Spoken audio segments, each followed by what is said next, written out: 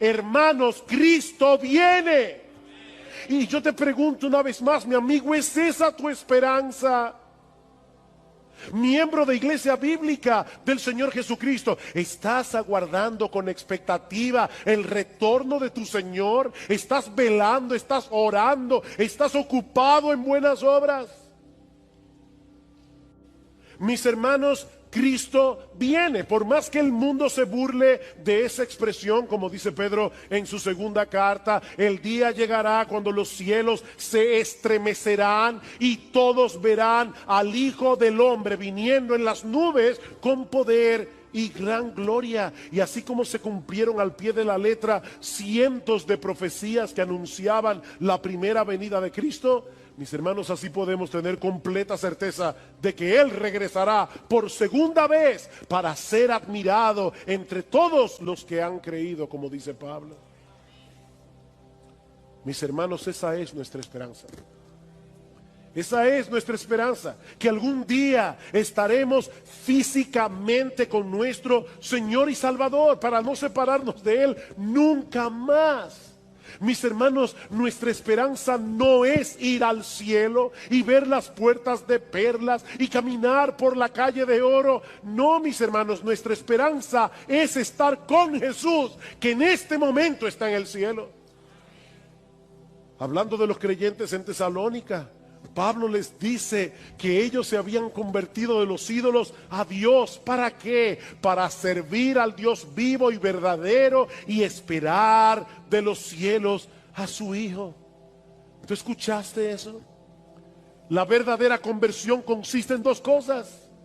En la verdadera conversión, los ídolos del corazón son destronados para colocar a Dios en el trono de nuestras almas como el objeto máximo de nuestro deleite. Pero al mismo tiempo la conversión redirige, replantea por completo el objeto de nuestra esperanza. Nosotros nos convertimos para esperar de los cielos a su Hijo. Para eso nos convertimos. Para tener esa esperanza. Todos los seres humanos viven por una esperanza. Eso es lo que los motiva a levantarse por la mañana. Eso es lo que los lleva a hacer todo lo que hacen cada día.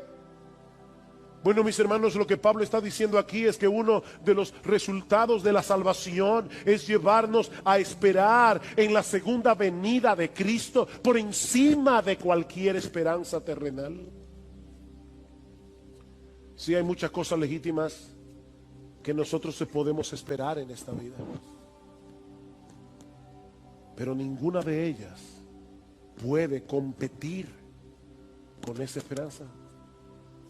El Señor descenderá del cielo y nosotros nos reuniremos con Él. Y yo te pregunto, mi hermano, ¿es esa tu esperanza?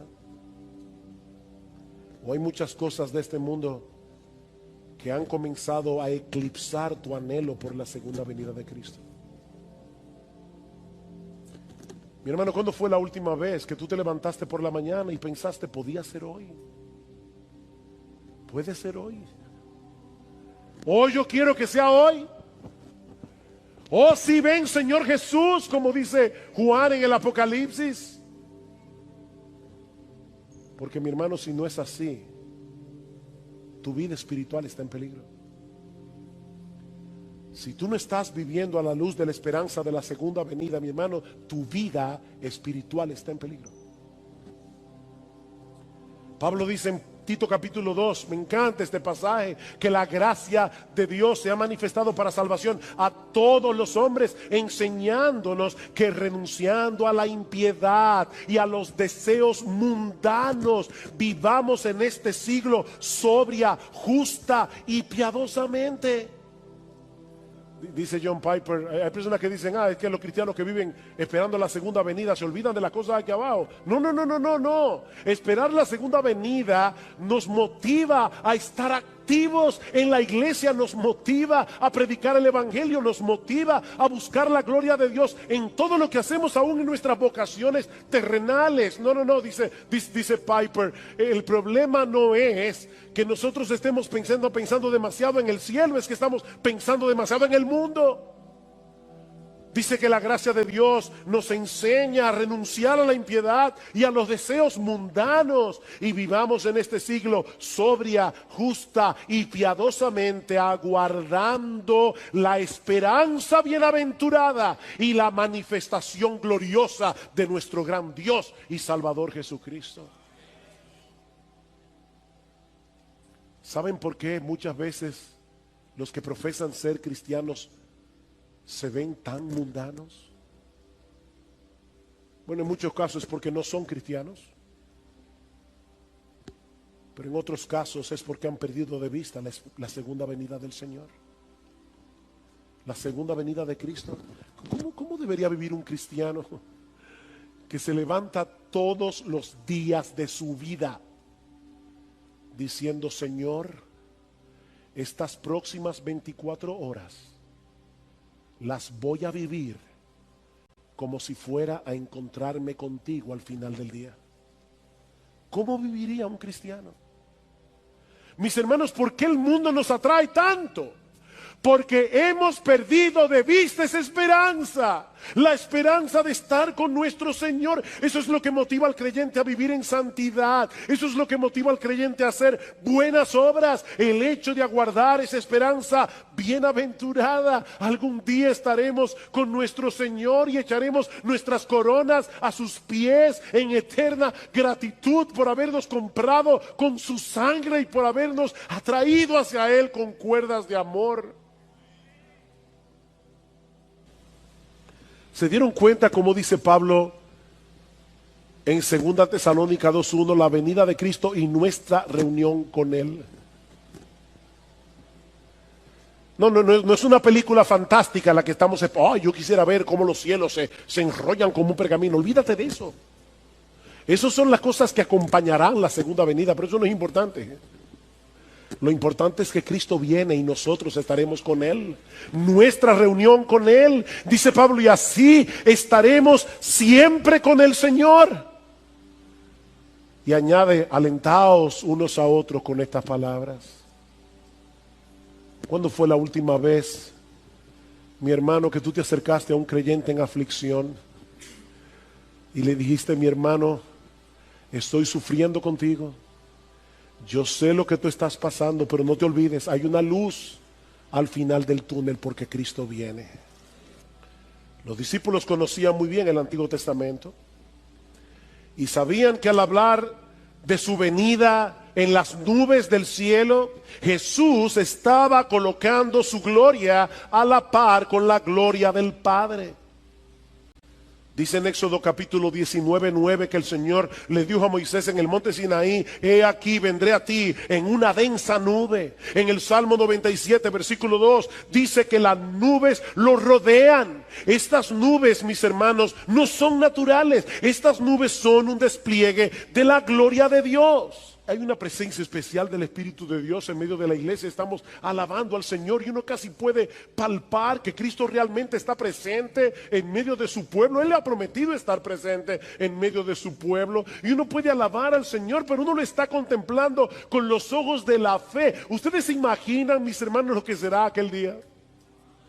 Cuando nuestro Señor Jesucristo regrese y nosotros podamos verle cara a cara, cuando nosotros podamos ver su gloria, una gloria que ahora está oculta de nuestros ojos, una gloria que ahora solo podemos contemplar con los ojos de la fe. Pero algún día, mis hermanos, los cielos se abrirán con gran estruendo y nuestro Señor Jesucristo regresará del cielo con poder y gran gloria en las nubes del cielo. Y nosotros le veremos.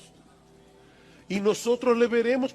¿Cómo no debería eso llenar nuestras mentes y corazones? Y en ese momento, su iglesia será reunida a su Señor para regresar junto a Él y quedar junto a Él por los siglos de los siglos. Y eso nos lleva a nuestro último y más controversial encabezado: la reunión del pueblo de Dios en su segunda venida. Versículo 27.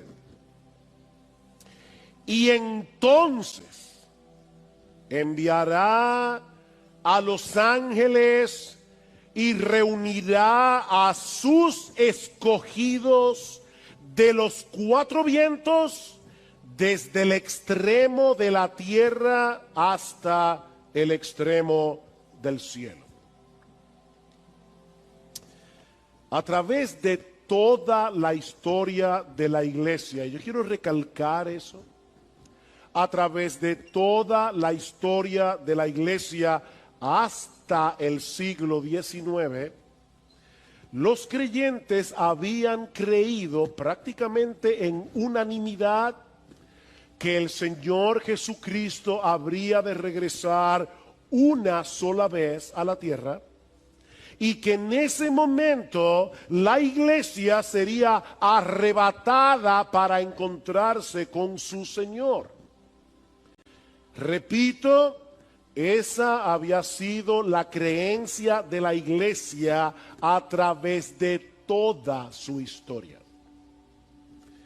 Pero en el siglo XIX surgió una creencia nueva que luego vendría a ser muy popular debido a la proliferación de una Biblia anotada por un abogado y pastor llamado Ciro Ingerson Scofield, publicada en el año 1909, y que sostenía la postura de una venida de Cristo en dos partes.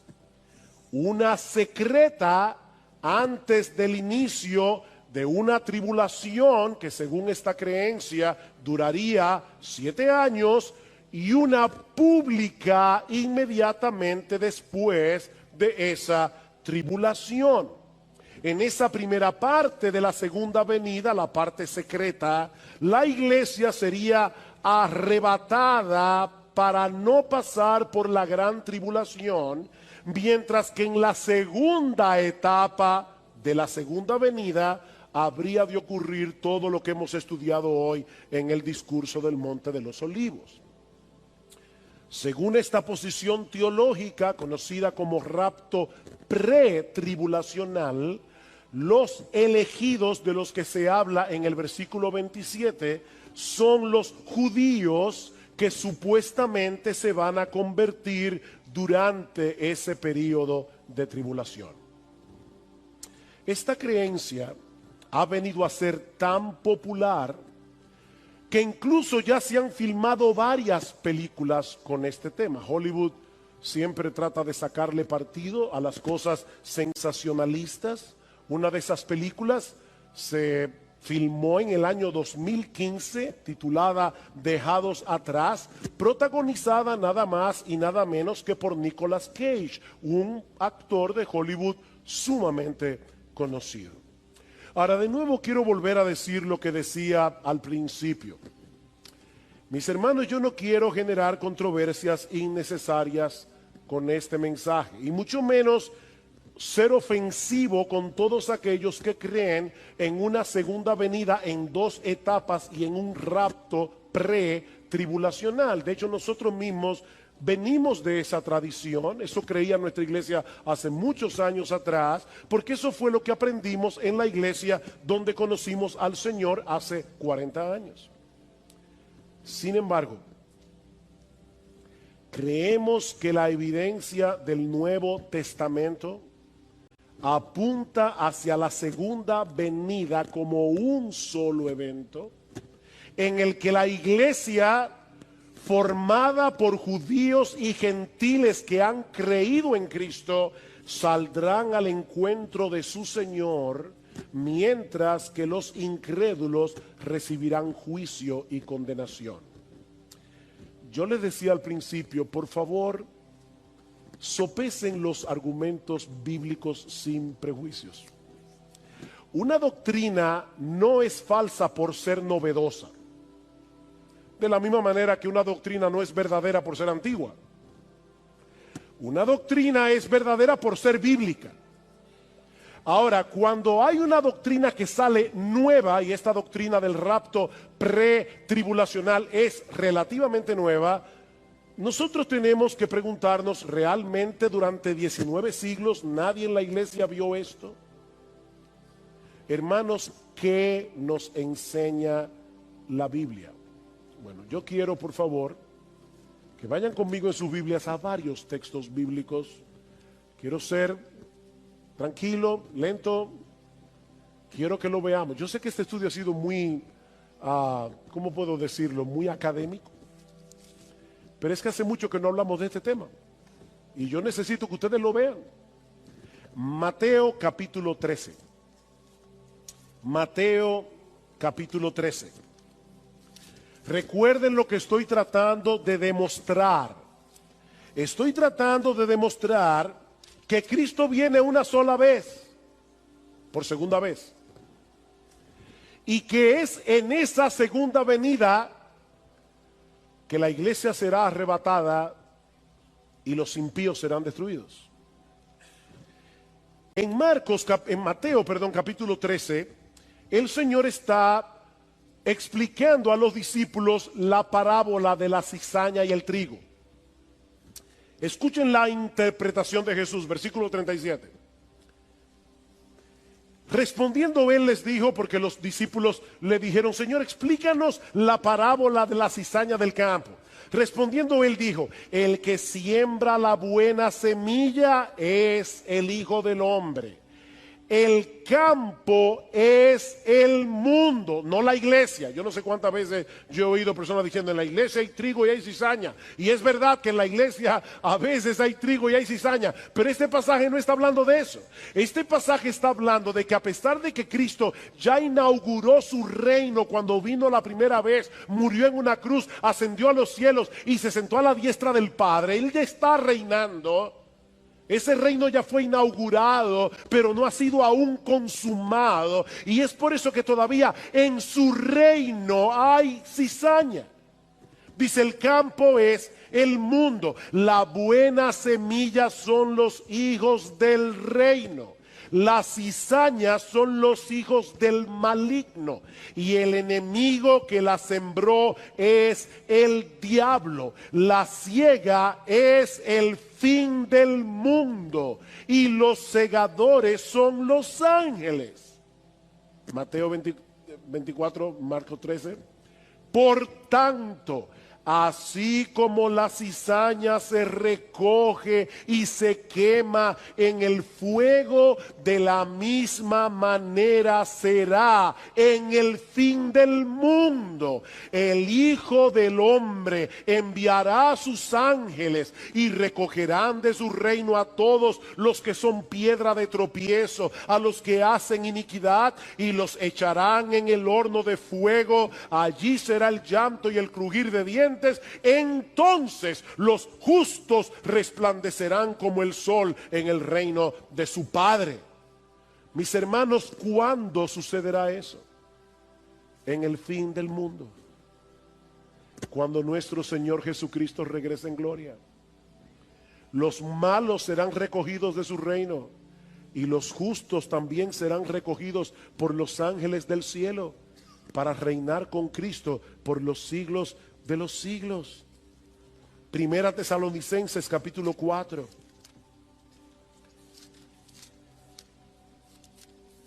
Primera Tesalonicenses capítulo 4.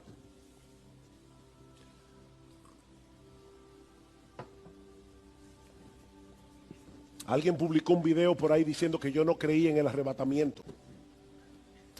Y hasta hereje me llamaron.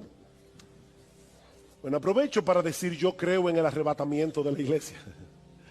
Lo que yo no creo es en un arrebatamiento pre-tribulacional, pero yo creo en el arrebatamiento de la iglesia porque la Biblia lo dice. Ahora, ¿cuándo sucederá este arrebatamiento? Vean una vez más conmigo. Primera Tesalonicenses 4:13, pero no queremos, hermanos, que ignoréis acerca de los que duermen, para que no os entristezcáis como lo hacen los demás que no tienen esperanza. Porque si creemos que Jesús murió y resucitó, así también Dios traerá con él a los que durmieron en Jesús. Por lo cual os decimos esto por la palabra del Señor, que nosotros, los que estemos vivos y que permanezcamos hasta la venida del Señor, no precederemos a los que durmieron vinieron, pues el Señor mismo descenderá del cielo con voz de mando, con voz de arcángel y con la trompeta de Dios, y los muertos en Cristo se levantarán primero. Entonces nosotros, los que estemos vivos y que permanezcamos, seremos arrebatados juntamente con ellos en las nubes al encuentro del Señor en el aire, y así estaremos con el Señor siempre, no en el aire, sino con el Señor. Por tanto, confortaos unos a otros con estas palabras. Sí, yo sé que ya se acabó el capítulo 4, pero recuerden que la Biblia no se escribió en capítulos, así que sigamos leyendo. Ahora bien, hermanos, con respecto a los tiempos y a las épocas de cuando eso va a ocurrir, no tenéis necesidad de que os escriba nada, pues vosotros mismos sabéis perfectamente que el día del Señor vendrá como un ladrón en la noche. ¿Recuerdan el día del Señor del que habló Pedro? El día del Señor vendrá como un ladrón en la noche, que cuando estén diciendo paz y seguridad, entonces la destrucción vendrá sobre ellos repentinamente como dolores de parto a una mujer que está encinta, y no escaparán. Mis hermanos, cuando yo leo este texto, en su contexto, yo no veo una venida pretribulacional 7 años en secreto, y luego una venida pública 7 años más tarde en la que los malos serán destruidos. Pablo está hablando aquí de un día del Señor en el que Cristo viene, los muertos resucitan, los creyentes son arrebatados y los impíos son destruidos. Segunda Tesalónica, capítulo 1. Para mí es importante, hermano, que ustedes lo vean, así que yo me voy a tomar mi tiempo. Segunda Tesalonicenses capítulo 1, versículo 6. Porque después de todo es justo delante de Dios retribuir con aflicción a los que os afligen y daros alivio a vosotros que sois afligidos, y también a nosotros cuando el Señor Jesús sea revelado desde el cielo con sus poderosos ángeles en llama de fuego. ¿Ven ustedes, hermanos? Jesús viene y dice Pablo, Él le dará alivio a los creyentes y los impíos serán destruidos. Versículo 8. Dando retribución a los que no conocen a Dios y a los que no obedecen al evangelio de nuestro Señor Jesús, estos sufrirán el castigo de eterna destrucción, excluidos de la presencia del Señor y de la gloria de su poder. ¿Cuándo? Cuando Él venga para ser glorificado en sus santos en aquel día y para ser admirado entre todos los que han creído. ¿Dos venidas o una sola? Dice, el día que el Señor venga, los impíos serán destruidos y Él será admirado por sus santos, aquellos que han creído. Pero no se detiene allí, capítulo 2. Pero con respecto a la venida de nuestro Señor Jesucristo y a nuestra reunión con Él, de paso el verbo, la palabra que se usa allí, reunión, tiene la misma raíz que la que usa Cristo en Marcos 13, cuando dice que los ángeles reunirán a sus escogidos. Se está hablando aquí del arrebatamiento. Dice, con respecto a la venida de nuestro Señor Jesucristo y a nuestra reunión con Él. ¿Cuál es la teoría del rapto pretribulacional? Viene Cristo en secreto, se lleva a su iglesia y el anticristo comienza a perseguir a los creyentes. 7 años más tarde viene el Señor. Pero ¿es eso lo que enseña este texto? Vean conmigo de nuevo. Con respecto a la venida de nuestro Señor Jesucristo y a nuestra reunión con Él, os rogamos, hermanos, que no seáis sacudidos fácilmente en vuestro modo de pensar, ni os alarméis, ni por espíritu, ni por palabra, ni por carta, como si fuera de nosotros, en el sentido de que el día del Señor ha llegado. Que nadie os engañe en ninguna manera, porque no vendrá sin que primero venga la apostasía y sea revelado el hombre de pecado, el hijo de perdición. Pablo dice, Cristo no vendrá hasta que eso suceda. Y dice en el versículo 8, y entonces será revelado ese inicuo a quien el Señor matará con el espíritu de su boca y destruirá con el resplandor de su venida. Vuelvo y repito, mis hermanos, no quiero ofender a los que han creído y creen en una venida de Cristo en dos etapas y en un rapto pretribulacional, pero mis hermanos, lo que yo veo en la Biblia, en el Nuevo Testamento, es que Cristo viene una sola vez. Los suyos serán arrebatados y vienen con Cristo a una tierra nueva y a un cielo nuevo cuando ya los impíos hayan sido completamente destruidos. Esto encaja perfectamente con la enseñanza del Señor en el discurso del Monte de los Olivos. Cuando nuestro Señor y Salvador regrese en gloria, Él enviará a sus ángeles para que recoja su trigo en el granero y la paja sea quemada en un fuego que nunca se apagará. Ahora, yo no quisiera, mis hermanos, que la parte controversial de este mensaje desvíe nuestra atención del hecho de que estamos a la espera del regreso de nuestro bendito Señor y Salvador. Si Cristo resucitó, nosotros resucitaremos también. Hermanos, ¿cuál es el gran capítulo del Nuevo Testamento con respecto a la doctrina de la resurrección? Bueno, yo espero que todos ustedes hayan pensado en 1 Corintios 15.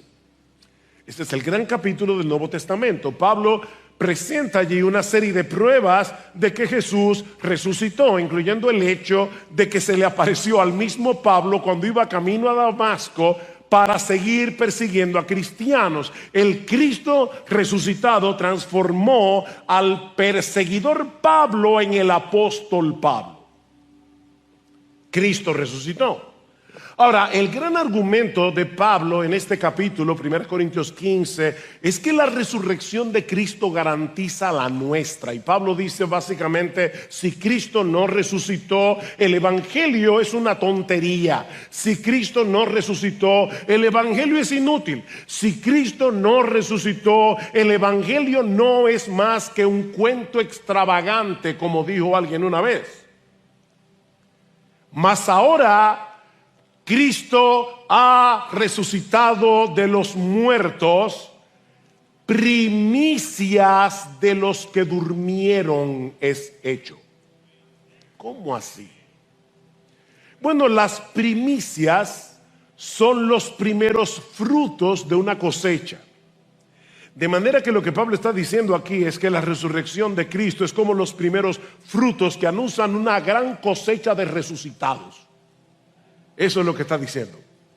Su resurrección garantiza la nuestra. ¿Por qué? Porque nosotros estamos unidos a Él. Recuerden, hermanos, los que durmieron en Jesús, los que murieron en Cristo, nosotros estamos unidos a Él como el cuerpo está unido de la cabeza.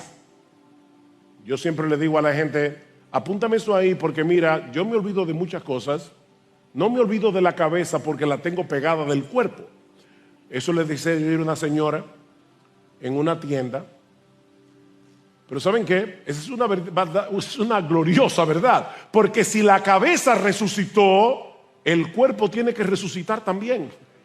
Estamos unidos a Cristo.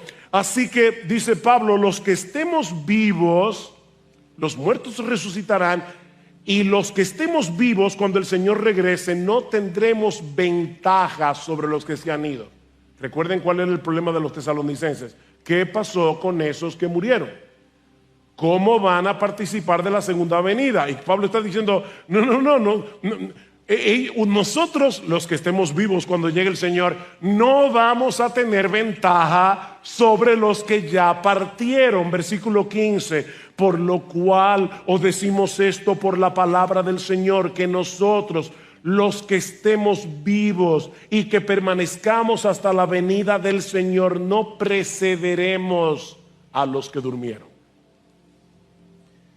no tenemos ventaja. Sus almas regresarán con Jesús y se unirán a sus cuerpos glorificados, como dice en el versículo 16. Así que los que ya murieron no serán excluidos de esa fiesta. Ellos no serán excluidos de esa gran celebración, sino que tendrán un lugar de honor en esa procesión que saldrá al encuentro del Señor.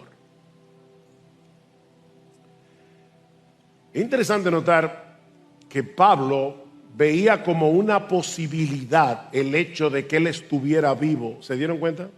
Cuando sucediera ese evento, porque él dice: por lo cual os decimos esto por la palabra del Señor, que nosotros, los que estemos vivos y que permanezcamos. Y luego en el versículo 17, entonces nosotros, los que estemos vivos y que permanezcamos. ¿Se equivocó Pablo? No. Pablo sabía muy bien que nadie sabe cuál es el día de la venida de Cristo. Y lo sabía porque el mismo Jesús lo dijo en Mateo capítulo 24 versículo 36. Cristo dice: nadie conoce el día y la hora de su venida, ni siquiera los ángeles, sino mi Padre. Y lo mismo va a decir Pablo en el capítulo 5, ahí mismo dice: ahora, hermanos, con respecto a los tiempos y a las épocas, no tenéis necesidad de que os escriba nada, pues vosotros mismos sabéis perfectamente que el día del Señor vendrá así como un ladrón en la noche. Yo quiero saber si alguien aquí ha sido robado y ha recibido de anticipo una nota del ladrón para decirle: esta noche te visito. No, el ladrón llega sin avisar, y lo que Pablo está diciendo: así será la venida del Señor. Así que Pablo no está diciendo: yo estoy completamente seguro que el día que Cristo vuelva yo voy a estar aquí vivo. No, de ninguna manera. Lo que Pablo está planteando aquí, en su ignorancia del tiempo y la hora, porque él no lo sabe tampoco, es la posibilidad sin garantía de que él estuviera aquí. Y él está diciendo: bueno, los que estemos aquí, si es que yo estoy aquí. Y lo sabemos porque en otros textos, como 2 Corintios capítulo 4 versículo 14, Pablo dice que los cristianos sabemos que aquel que resucitó al Señor Jesús, a nosotros también nos resucitará. Ahora Pablo se está incluyendo entre los que van a estar muertos cuando llegue el Señor y que van a ser resucitados. Así que él no sabía con certeza si Cristo habría de regresar durante su vida. De hecho, Pablo sabía que algunas cosas tienen que suceder antes de la segunda venida de Cristo. Hermanos, déjenme hacerles una pregunta, porque es muy popular que la gente diga: Cristo puede venir en cualquier momento. ¿De verdad? Como la Biblia dice que viene como ladrón en la noche, eso no quiere decir en cualquier momento. Eso quiere decir que tú y yo no sabemos cuándo es. No quiero ser irreverente, pero Cristo pudiera venir en los próximos 15 segundos, o en los próximos 10, o en los próximos 5, porque Pablo sabía que no. Él está diciendo: es probable que yo esté vivo, pero Pablo sabía que algunas cosas tienen que suceder antes de la segunda venida. Desde la perspectiva de Pablo, él sabía que el templo de Jerusalén tenía que ser destruido, porque Cristo lo profetizó en el año 70. Así que Pablo sabía que Cristo no podía llegar en cualquier momento hasta que el templo no estuviera destruido y la ciudad de Jerusalén. En el capítulo 2 de Segunda Tesalonicenses, Pablo dice: no se dejen inquietar por aquellos que están diciendo que ya Cristo vino y que llegó el rapto de la iglesia, el arrebatamiento de la iglesia, porque eso no sucederá sin que antes venga el anticristo en el contexto de una gran apostasía religiosa. Así que Pablo sabía que algunas cosas tenían que suceder antes de la segunda venida. Pero los cristianos de todas las generaciones Debemos vivir con esa expectativa. Mis hermanos, el Señor pudiera regresar durante nuestra vida. ¿Tú crees eso? Eso pudiera suceder. Esa es la esperanza bienaventurada del cristiano, como dice Pablo en Tito 2:14.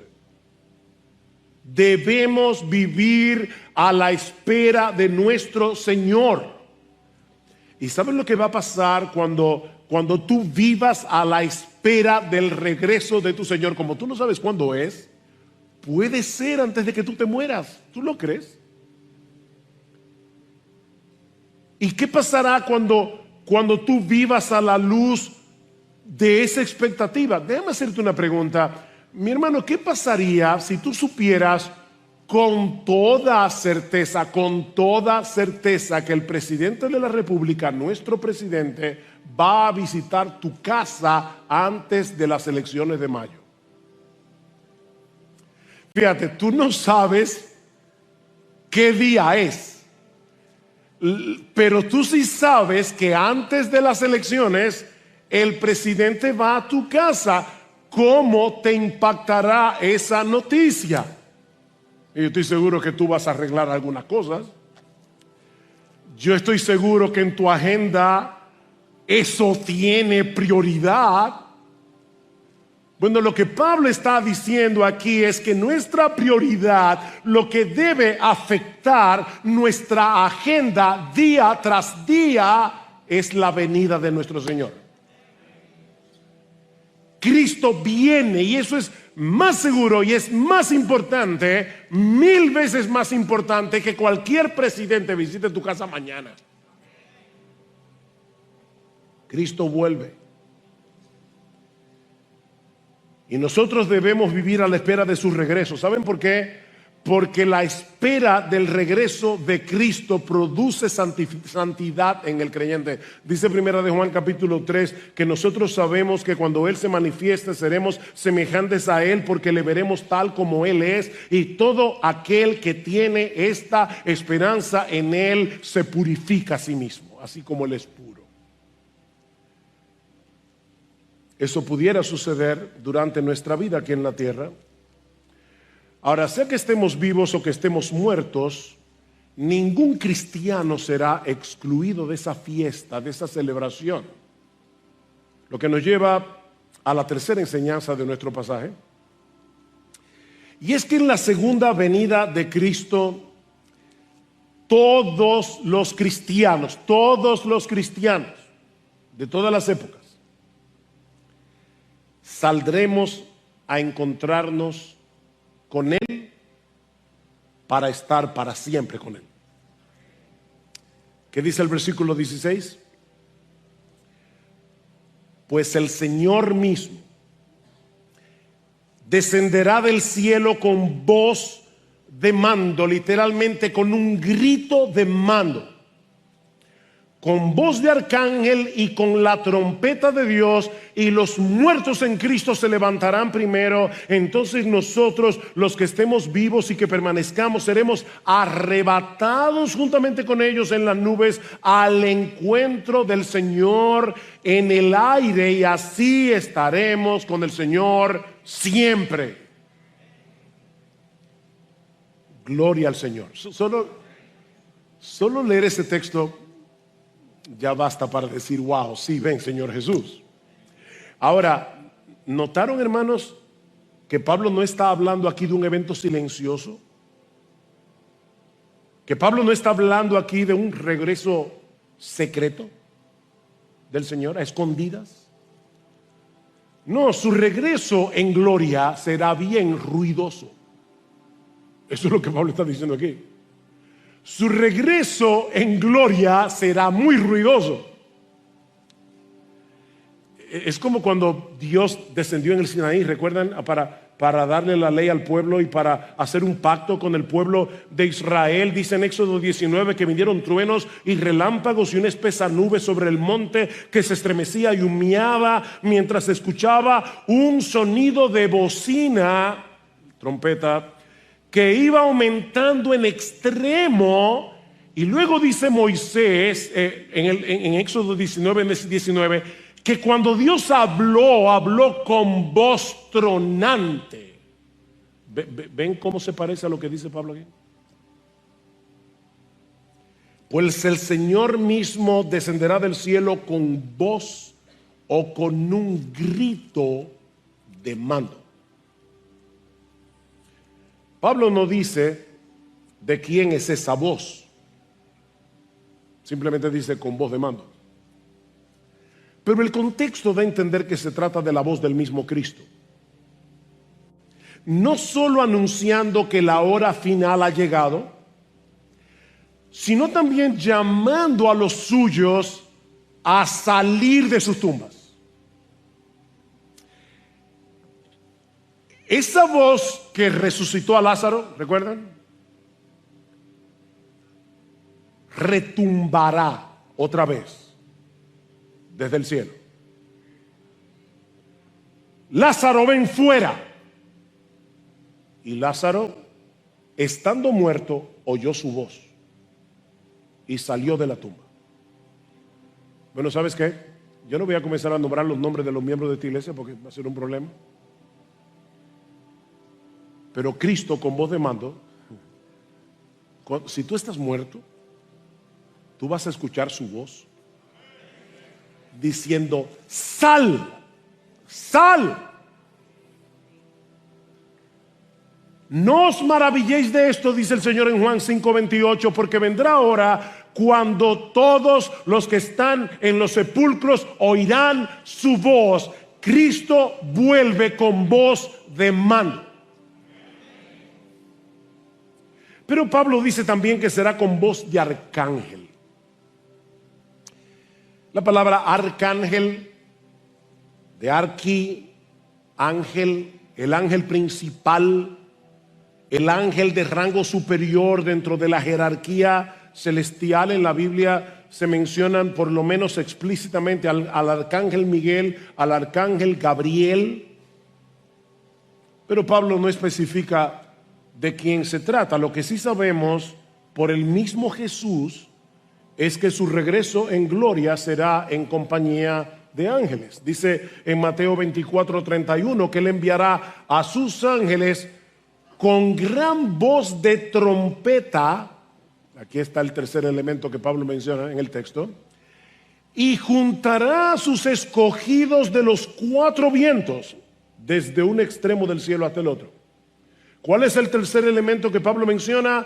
Voz de trompeta. Y en varios textos del Antiguo Testamento se dice que las trompetas anuncian la llegada del día del Señor, cuando Dios interviene para reunir a su pueblo y para salvarlos de sus enemigos. Pablo va a mencionar de nuevo este sonido de trompeta en 1 Corintios capítulo 15, en el contexto de la resurrección de los muertos y de la transformación de aquellos que estén vivos en la venida del Señor. He aquí os digo un misterio: no todos dormiremos, pero todos seremos transformados en un momento, en un abrir y cerrar de ojos, a la final trompeta, porque se tocará la trompeta y los muertos serán resucitados incorruptibles y nosotros seremos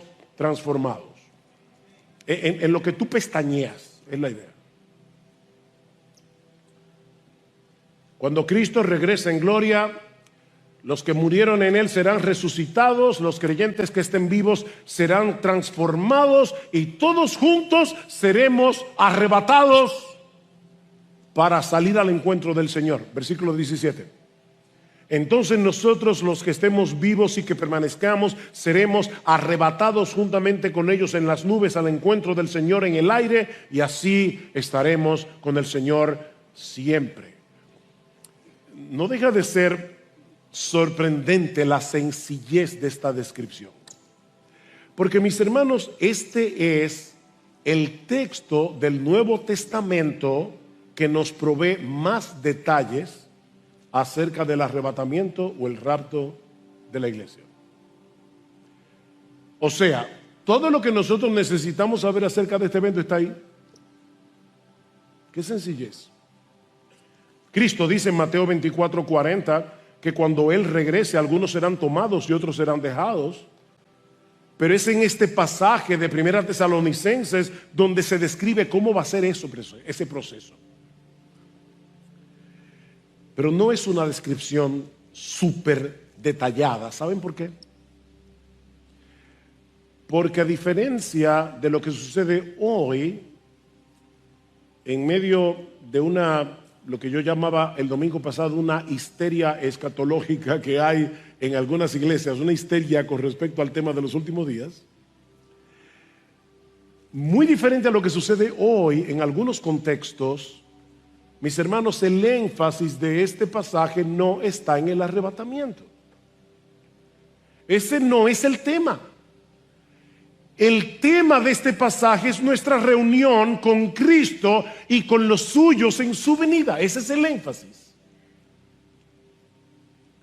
Mis hermanos, la profecía bíblica no tiene el propósito de satisfacer nuestra curiosidad por el futuro. La profecía bíblica no tiene el propósito de que tú leas la Biblia como si la Biblia fuera el periódico de hoy o de ayer o de mañana escrito hace 1000 años. El propósito de la profecía bíblica es alimentar nuestra esperanza. Y es animarnos a ser santos. Y aquí tenemos suficiente información como para tener una idea de cómo será ese encuentro con nuestro Señor en su venida. Este pasaje no responde todas nuestras preguntas acerca de los detalles de este evento, pero nos asegura sin lugar a dudas que Cristo volverá y que nosotros nos reuniremos con Él. La segunda venida de Cristo ocupa un lugar preponderante en las Escrituras. 23 de los 27 libros del Nuevo Testamento mencionan la segunda venida de Cristo. Uno de cada 30 versículos del Nuevo Testamento o habla directamente de la segunda venida o de algún evento relacionado con la segunda venida. Hermanos, es obvio que el Espíritu Santo quiso darle mucha importancia al tema de la segunda venida. ¿Sabes por qué? Porque tú y yo debemos vivir a la espera de ese evento, sea que estemos vivos, sea que estemos muertos. Cuando eso ocurra, nos reuniremos con Él.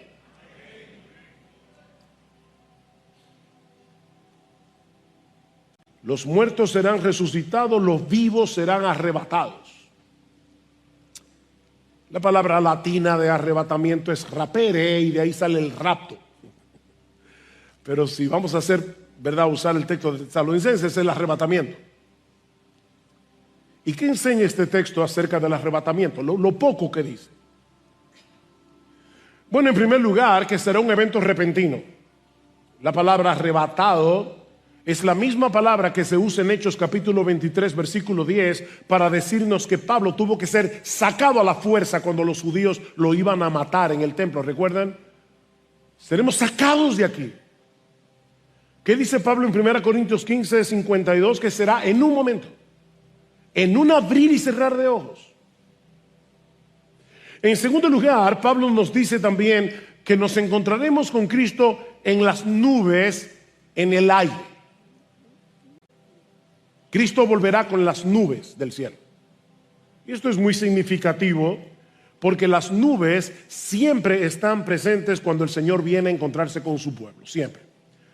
En el monte Sinaí dice: aconteció que al tercer día, cuando llegó la mañana, hubo truenos y relámpagos y una densa nube sobre el monte. Daniel capítulo 7, este texto es muy importante. Seguí mirando en las visiones nocturnas y he aquí con las nubes del cielo venía uno como un hijo de hombre, que se dirigió al anciano de días y fue presentado ante él y le fue dado dominio, gloria y reino. Cristo viene en las nubes. Mateo 24, entonces aparecerá la señal del Hijo del Hombre en el cielo, y entonces lamentarán todas las tribus de la tierra y verán al Hijo del Hombre viniendo sobre las nubes del cielo con poder y gran gloria. Este no es un evento secreto. Dice en Apocalipsis 1:7, todo ojo le verá.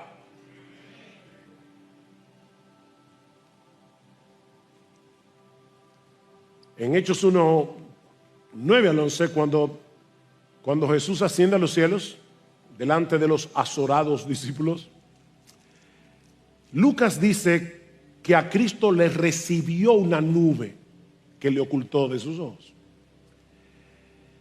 Y en ese momento aparecen dos ángeles que le dicen a los discípulos: varones galileos, ¿por qué estáis mirando al cielo? Este mismo Jesús que ha sido tomado de vosotros al cielo, así vendrá en esas mismas nubes que lo llevaron, como le habéis visto ir al cielo. Cristo viene con las nubes del cielo para encontrarse con nosotros en el aire. Dice el texto: seremos arrebatados juntamente con ellos en las nubes al encuentro del Señor. Ahora, esta palabra es importante, es la palabra griega apantesis, y esta palabra significa salir al encuentro de alguien importante para darle la bienvenida fuera de la ciudad y regresar con él a la ciudad. De hecho, aparte de aquí, solamente aparece 2 veces en el Nuevo Testamento, 2 veces. En la parábola de las vírgenes, que eran en esa época las damas de honor de la novia, pero a cambio de ahora que las damas de honor acompañan a la novia, en la época de Jesús acompañaban al novio para llegar al lugar donde se iba a celebrar la boda. Y dice que esas vírgenes salieron al encuentro del novio. Ahí está la palabra pantesis. No para quedarse en la calle, obviamente, sino para llegar a la boda con el novio. Es la misma palabra que se usa en Hechos 28:15, cuando dice que Lucas y Pablo llegan a Roma y dice que los hermanos salieron a recibirlos, a pantesis, para entrar con ellos en la ciudad de Roma. De manera, mis hermanos, que el cuadro que Pablo nos está presentando aquí es el de todos los ciudadanos del cielo, nosotros los cristianos, vivos y muertos, o mejor dicho, ya resucitados los muertos, saliendo a recibir al legítimo rey del universo que viene a tomar posesión de su trono para venir a reinar con los suyos. Eso es lo que Pablo está mostrando aquí. Ahora, Pablo no dice si subiremos al cielo o si bajaremos a la tierra. ¿Se dieron cuenta? Dice alguien: Pablo nos deja en vilo, nos deja literalmente en el aire. O sea, lo que dice es que saldremos a encontrarnos con el Señor en el aire. ¿Y qué pasa a partir de ahí? Hermanos, es que ese es el punto. No importa lo que va a pasar a partir de ahí. Lo que importa es que así estaremos para siempre con el Señor. ¿Se dan cuenta, mis hermanos, cuál es el énfasis de Pablo? Obviamente no nos vamos a quedar flotando en el aire. Pablo dice en 1 Corintios capítulo 6 versículo 2 que nosotros los santos juntamente con Cristo juzgaremos al mundo. Así que obviamente no nos vamos a quedar flotando, pero lo que realmente importa es que estemos donde estemos, estaremos con Él, con nuestro Salvador. Pablo dice en Colosenses capítulo 3, versículo 4, cuando Cristo vuestra vida se manifieste, entonces vosotros también seréis manifestados con Él en gloria. Eso es lo que tú y yo debemos estar esperando si somos cristianos. Ahora, quiero ser justo con aquellos que piensan diferente a nosotros. Así que déjeme dar por lo menos 2 o 3 argumentos y dar una respuesta. Aquellos que plantean el regreso de Cristo en 2 etapas, un rapto secreto, que en realidad son 3 segundas venidas en ese esquema. Y no estoy siendo irónico, porque según este esquema, Cristo viene en el rapto secreto, luego viene después de la tribulación y luego viene después del milenio. O sea que son 3 segundas venidas. Pero lo que yo estoy diciendo es que la Biblia solo plantea una segunda venida.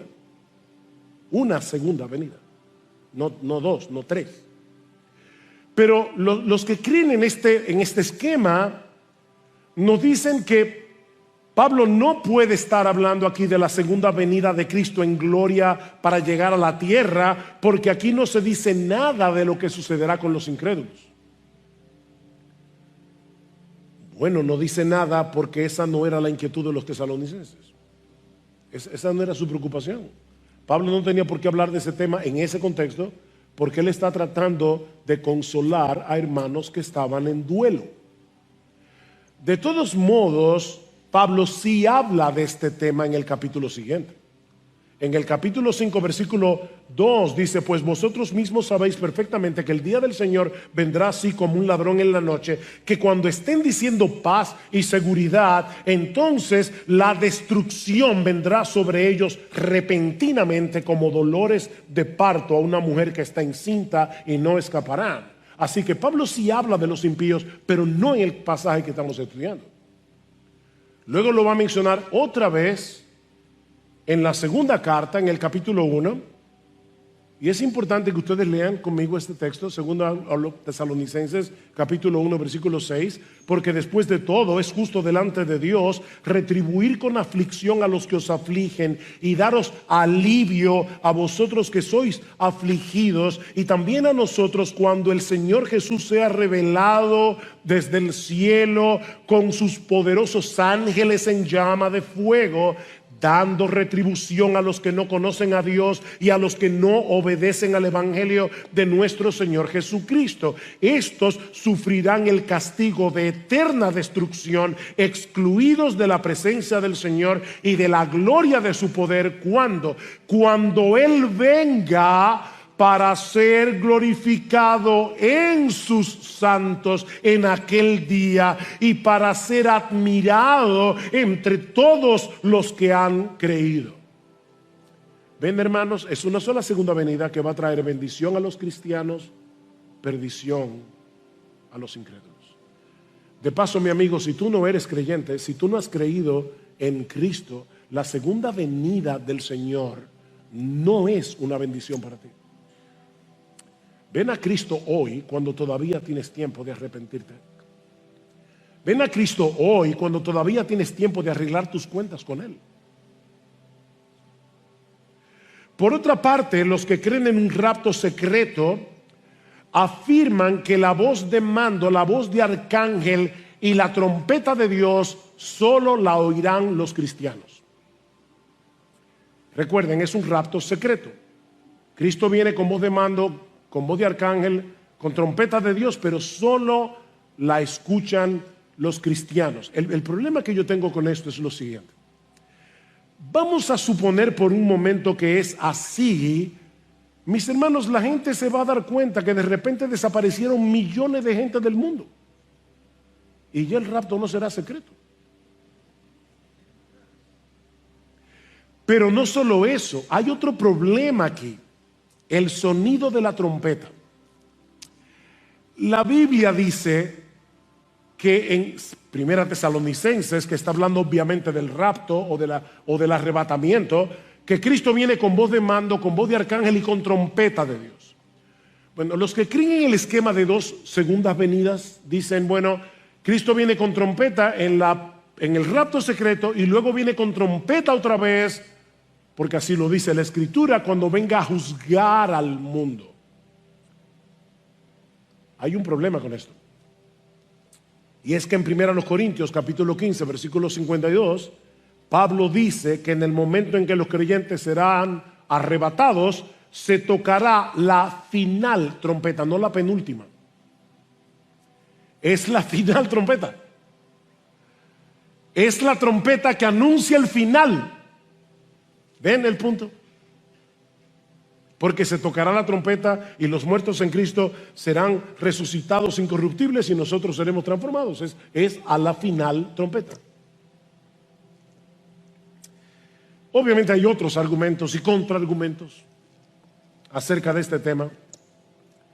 Pero como les decía al principio, el propósito de Pablo en este pasaje y el mío también en esta mañana era animar a estos hermanos y enseñarles cómo animarse mutuamente, sobre todo en tiempos de duelo y de dolor. Versículo 18, por tanto, confortaos unos a otros con estas palabras. Maranata, Cristo viene. Hay tantas cosas que la gente le dicen a la gente que quieren consolar. No te preocupes que esto pasará. ¿Y cómo tú sabes eso? Pablo dice, confortaos unos a otros con estas palabras. ¿Con cuáles palabras? Cuando él dijo anteriormente, os digo esto en palabras del Señor. Así que lo que está diciendo es, no uses tus opiniones para consolar a otro. Usa la palabra. Anímense con la palabra de Dios y sobre todo con esta promesa. Esta palabra es nuestra fuente de consuelo en medio del dolor. Y esta palabra nos asegura que nos reuniremos con Cristo y con todos nuestros hermanos cuando Él regrese en gloria.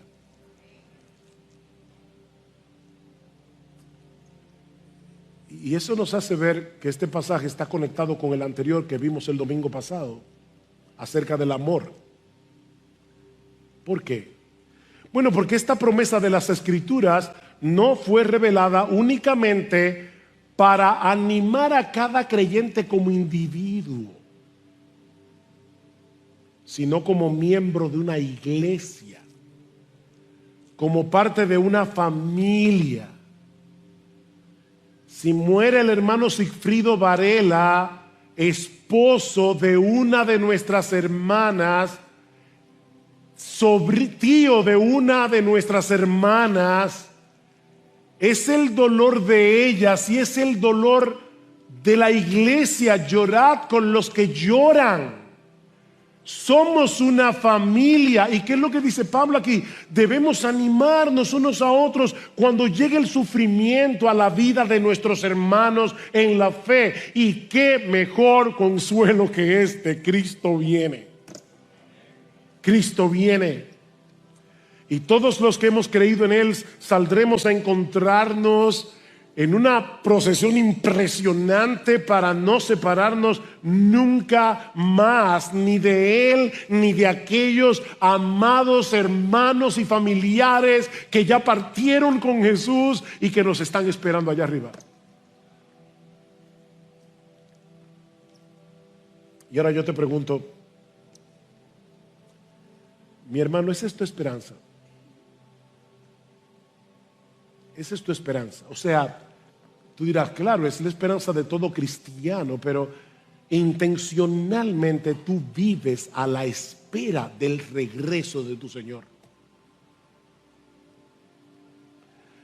Recuerda que esa esperanza purifica al cristiano. El que tiene esta esperanza en Él se purifica a sí mismo. Esta esperanza nos provee un consuelo real y verdadero en medio del dolor, en medio de la aflicción. Querido hermano, ¿es tu anhelo y oración? Sí, ven Señor Jesús. ¿Es este tema algo cotidiano en tus conversaciones con otros hermanos? De hecho, Pablo termina el capítulo, la otra sección que está conectada con esta en el versículo 11 del capítulo 5. Dice, por tanto, alentaos los unos a los otros y edificaos el uno al otro tal como lo estáis haciendo. Pablo dice, esto no es para ti solo, no es para que tú digas, wow, sí Señor, qué bueno que yo me voy de aquí. Esta es nuestra esperanza.